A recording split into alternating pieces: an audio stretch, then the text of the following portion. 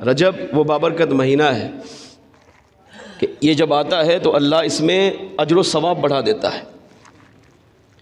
کم عبادت کرے ثواب بہت زیادہ، تھوڑی سی نماز پڑھے ثواب ہزاروں سال کا، ایک روزہ رکھے ثواب ہزاروں سال کا، ایک آیت قرآن کی تلاوت کرے ثواب ہزاروں آیتوں کا۔ عبادت میں ثواب بڑھ دیتا ہے، کیوں؟ تاکہ میرا بندہ اس مہینے کو میری عبادت میں گزارے۔ اس بات کو اس روایت سے سمجھے۔ اللہ کے نبی عیسیٰ علیہ السلام ایک دن سفر پر تشریف لے گئے۔ راستے میں ایک پہاڑ دیکھا ہے اور اس پر اللہ کی انوار و تجلیات کی بارش ہو رہی ہے۔ اس بارش کو آپ نے اپنی آنکھوں سے ملاحظہ فرمایا۔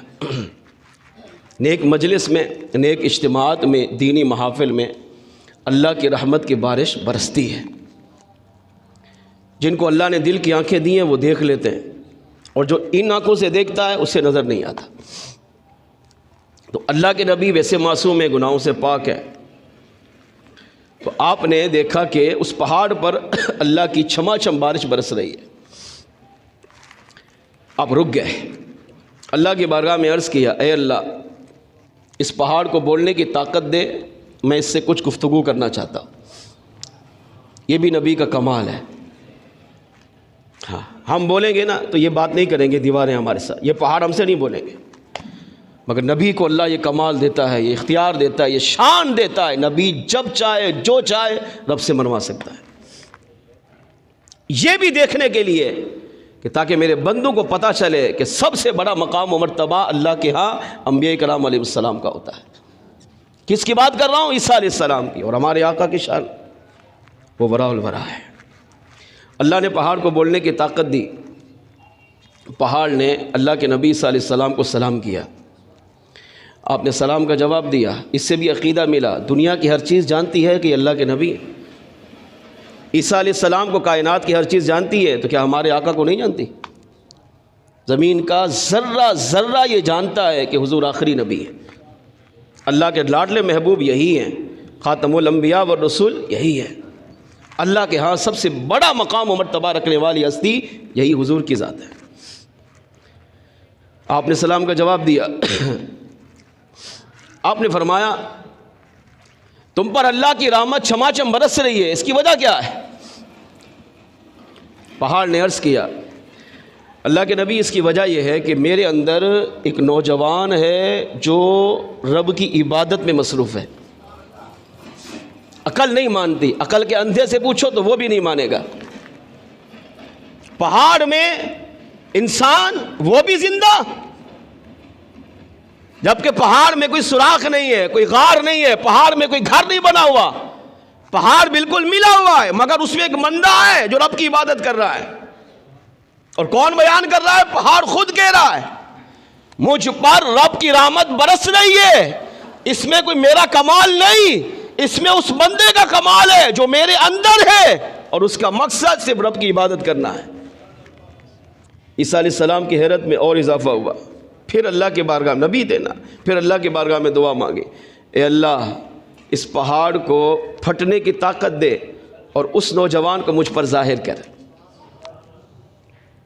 اللہ کریم نے آپ کی دعا قبول فرمائی، پہاڑ شک ہوا، اور ایک حسین و جمیل نوجوان، بوڑھا نہیں، نوجوان، جس کی چہرے پر، جس کے بدن پر عبادت کا نور ہی نور تھا، مسکراتے ہوئے پہاڑ سے باہر آیا، آ کر عیسیٰ علیہ السلام کو سلام کیا۔ آپ نے اسے سلام کا جواب دیا۔ اس نے کہا کون ہو؟ کس نبی کے امتی ہو؟ کہا موسیٰ علیہ السلام نبی کا امتی ہو۔ موسیٰ علیہ السلام اور عیسیٰ علیہ السلام میں کتنا فاصلہ ہے؟ مفسرین نے لکھا کم و بیش 1400 سال کا۔ عیسیٰ علیہ السلام اور ہمارے آقا صلی اللہ علیہ وسلم کا جو زمانہ ہے 600 سال کا ہے، 2000 سال تقریباً بنتے ہیں۔ ہماری عمر 50 60 70، بلکہ جوانی میں ہی موت، اس کی عمر کم و بیش 1400 سال۔ کہا کس کے امتی؟ کہا موسیٰ علیہ السلام کا۔ عمر؟ کہا 1400 سال تقریباً ہوگی۔ 1400 سال ہو گئے مگر بوڑھا نہیں ہوا، ابھی بھی جوان ہے۔ یہ بھی رب کی رحمت نہیں تو پھر رحمت کسے کہتے ہیں؟ یہ بھی اگر رب کے جلوے نہیں ہیں، اس سے بھی اگر عقل کے اندھوں کو رب سمجھ میں نہیں آتا تو آپ بتائیں پھر ان کا علاج کیا ہوگا؟ 1400 سال گزر گئے، ابھی بھی جوان ہے۔ کہا یہاں کیا کر رہے ہو، یہاں کیسے آئے؟ کہا جب میں تھا موسیٰ علیہ السلام کے دور میں تو اپنے رب سے 2 دعائیں مانگتا تھا۔ 2 طرح کی روایت ہے۔ ایک روایت میں یہ کہ میں 2 دعائیں مانگتا تھا، جب بھی دعا کرتا تھا 2 دعائیں۔ پہلی، اے اللہ مجھے لمبی عمر عطا فرما، اتنی لمبی عمر دے کہ میں تیرے محبوب کا زمانہ پاؤں، تیرے محبوب کا دیدار کروں اور تیرے محبوب کا امتی بننے کا شرف حاصل ہو جائے۔ دوسری دعا، اے اللہ مجھے ایسی جگہ عبادت کی توفیق دے جہاں تیرے سوا مجھے کوئی بھی نہ جانے، دنیا کو پتہ ہی نہ ہو میں کہاں ہوں، بس تو مجھے دیکھ رہا ہے، اس وقت تو مجھے دیکھے، تجھے خبر ہے، کائنات میں کسی کو خبر نہ ہو۔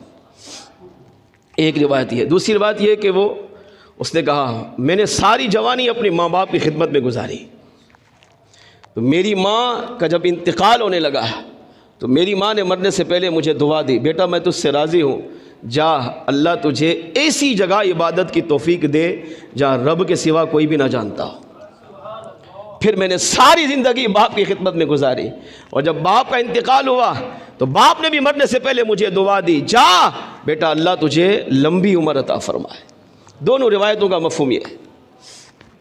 کہا پھر میں یہاں آیا، میرے سامنے یہ پہاڑ پھٹا، میں بھی حیرت زدہ ہوا کہ پہاڑ پڑ گیا ہے۔ پھر آتی ہوئی غیبی سے آواز آئی، میرے بندے اس میں داخل ہو۔ میں جب داخل ہوا تو پہاڑ مل گیا، اس وقت سے لے کر آج تک یہی عبادت کر رہا۔ رزق کہاں سے ملتا ہے؟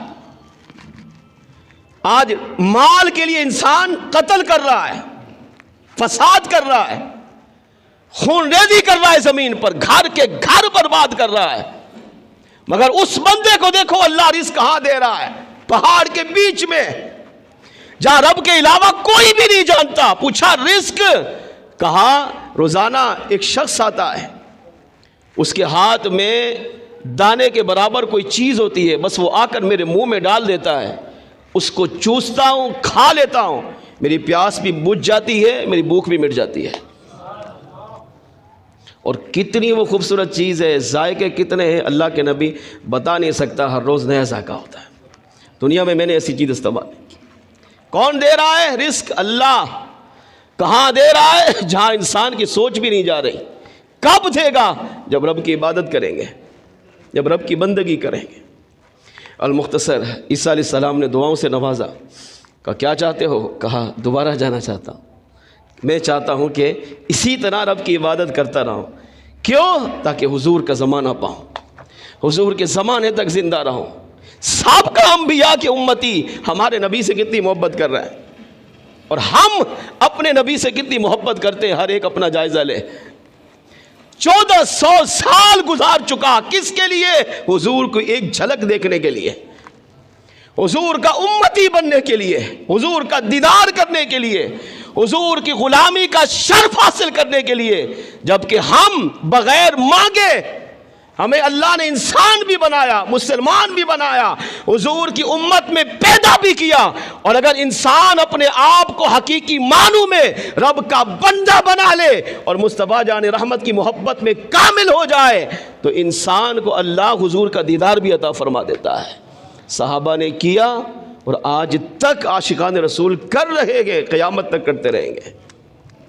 لمبی عمر بھی ملی، کہاں؟ حضور کے زمانے تک زندہ رہو اور اپنے محبوب کا جلوہ بھی دے اور حضور کی امتی بننے کا شرف بھی عطا فرما۔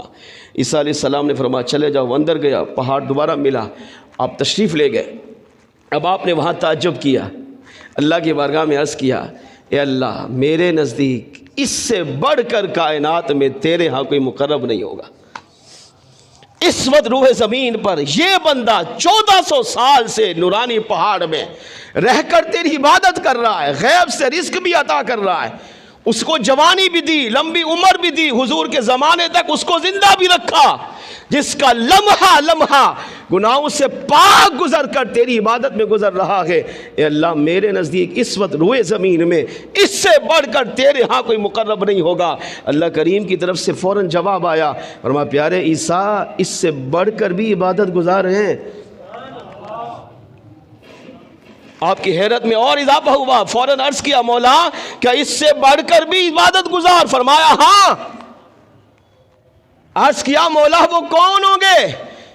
ارشاد فرمایا پیارے عیسیٰ ان قریب میرے محبوب کی امت آئے گی۔ سنیں اپنا تذکرہ اور اپنے رب کی محبت کو دل میں بسا کر عبادت کی طرف آئے۔ ہم پیدا نہیں ہوئے مگر ہمارا تذکرہ وہاں ہو رہا ہے۔ ارشاد فرمایا پیارے عیسیٰ ان قریب میرے محبوب کی ایک امت آئے گی، اپنے محبوب کی امت کو ایک مہینہ عطا کروں گا، اس مہینے کا نام رجب ہوگا، اور میرے محبوب کا جو امتی اس رجب کے مہینے میں میری خاطر ایک روزہ رکھے گا، پیارے عیسیٰ اسے اس کی 1400 سالہ عبادت سے بڑھ کر ثواب عطا فرماؤں گا۔ یہ میرے ہاں بڑا مقام رکھتا ہے، مگر اس سے بڑا مقام و مرتبہ میرے ہاں اس محبوب کے امتی کا ہوگا جو رجب کے مہینے میں خالی ایک روزہ میری خاطر رکھ لے، اسے اس سے بڑھ کر اپنی بارگاہ میں مقام و مرتبہ عطا فرماؤں گا۔